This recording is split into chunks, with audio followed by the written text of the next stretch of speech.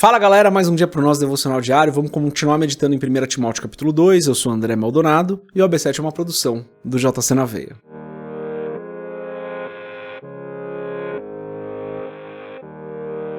Primeira Timóteo capítulo 2, dos versos 11 a 15, e se você tá com a gente depois do devocional de ontem, segura que hoje tem mais texto complicado de meditar, tá bom?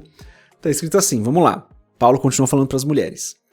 A mulher deve aprender em silêncio, com toda a sujeição. Não permito que a mulher ensine, nem que tenha autoridade sobre o homem. Esteja, porém, em silêncio. Porque primeiro foi formado Adão e depois Eva. E Adão não foi enganado, mas sim a mulher, que, tendo sido enganada, tornou-se transgressora. Entretanto, a mulher será salva dando à luz filhos, se elas permanecerem na fé, no amor e na santidade, com bom senso. Até aqui, até o verso 15 apenas, vamos fechar os nossos olhos, curvar a nossa cabeça e fazer uma oração. Senhor, Tu és bom e santo, Tu és justo e fiel, não há outro como o Senhor. Tu és o nosso Deus perfeito e maravilhoso. Tu és grande, Tu és forte, Tu és digno de toda honra, de todo louvor, de toda glória, de toda adoração. Tu és o nosso Deus bendito. Pai, em nome de Jesus eu peço perdoa os nossos pecados, porque nós falhamos ainda.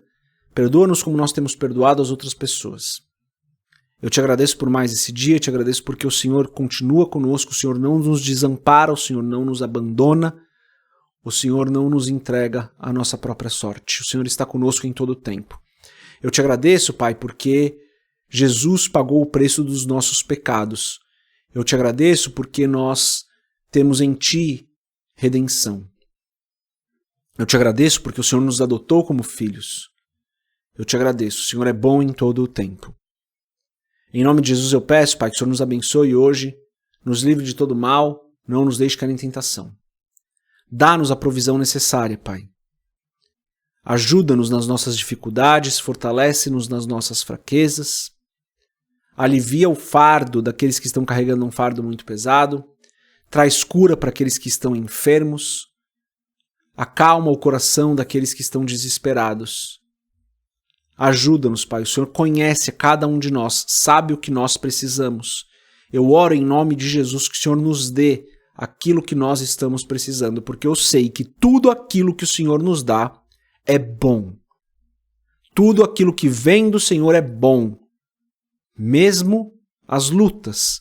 Se o Senhor tem nos colocado em algumas lutas, o Senhor é bom e isso vai dar um bom fruto para as nossas vidas.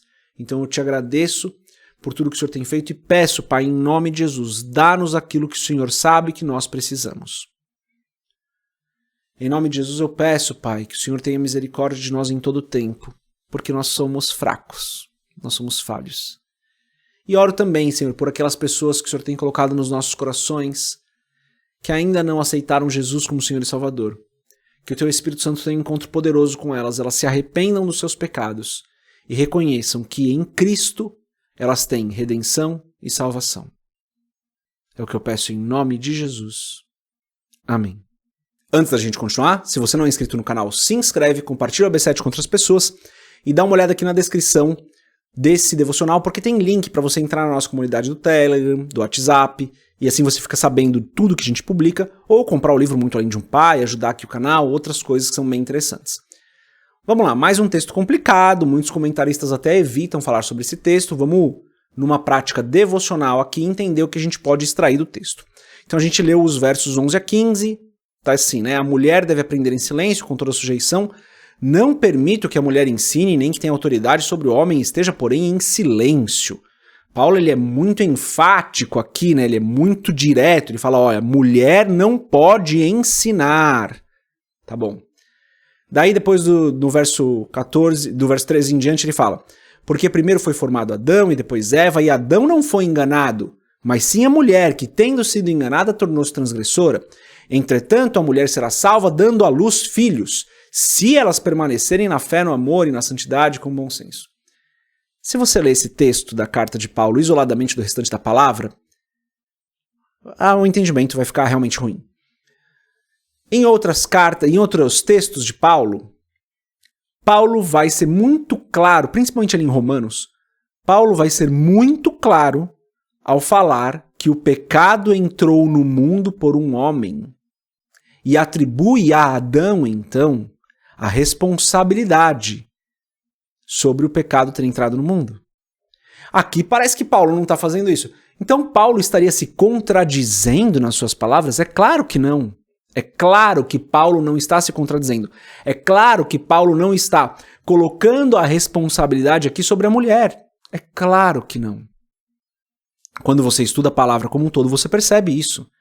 Então o que a gente precisa fazer diante de um texto complexo como esse? A gente tem que analisar o todo. Então quando Paulo diz do verso 13 em diante, porque primeiro foi formado Adão e depois Eva, perfeito. Perfeito, não tem discussão, concorda com Gênesis. E Adão não foi enganado, mas sim a mulher que, tendo sido enganada, tornou-se transgressora. A mulher foi enganada, e então Adão aceitou a oferta da mulher de também comer da fruta. Ele não está errado, mas aqui ele está direcionando mais para as mulheres. Ok? Porque o homem é o responsável, segundo o próprio Paulo, pela entrada do pecado no mundo. Ok? Então ele está direcionando a fala dele aqui mais para as mulheres. Então ele está falando sobre o assunto da mulher. E propositalmente não está falando do homem, como em outros lugares, em outras cartas de Paulo ele fala. Então, gente, por favor, a gente precisa entender esse texto bem. Paulo não está falando exclusivamente das mulheres. Alguns até dizem que Paulo é machista. Não, gente, não é isso. Nesse texto específico, para esse contexto, ele está direcionando para as mulheres. Em outros textos, ele deixa mais claro e direciona para os homens. Aqui agora, a partir desse momento, eu vou fazer um breve parênteses para colocar a minha opinião, tá? Na minha opinião aqui, Timóteo poderia estar enfrentando alguns problemas na igreja de Éfeso, que fez com que Paulo escrevesse isso, tá?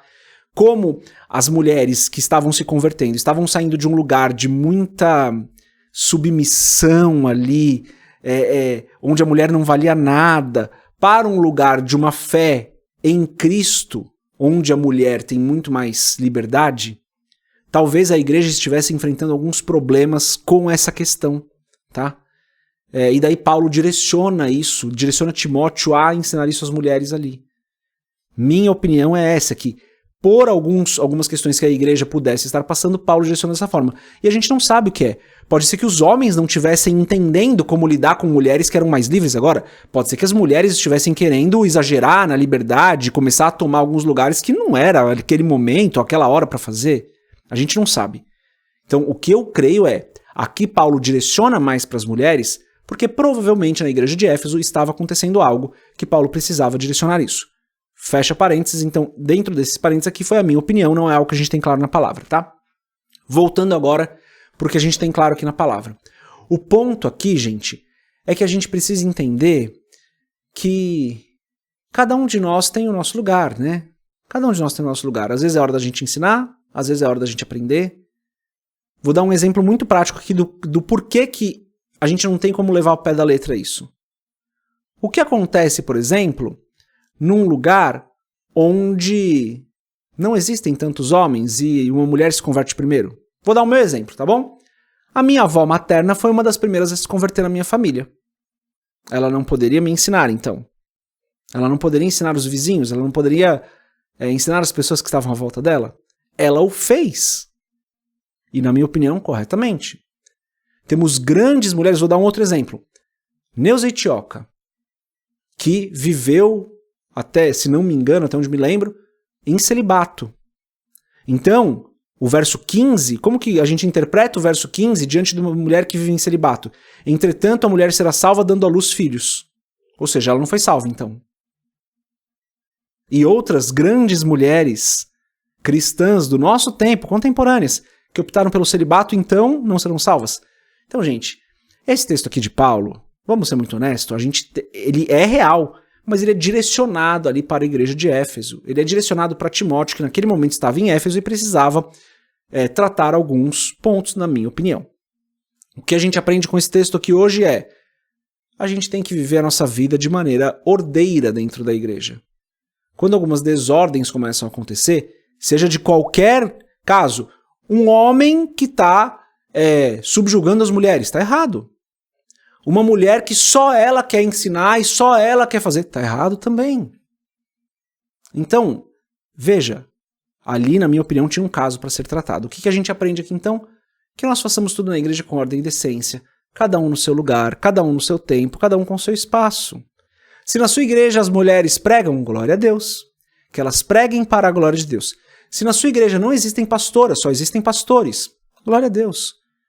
Que as mulheres, então, façam a obra para a glória de Deus. Ah, na sua igreja tem pastora, glória a Deus também. Que ela faça tudo para a glória de Deus, gente.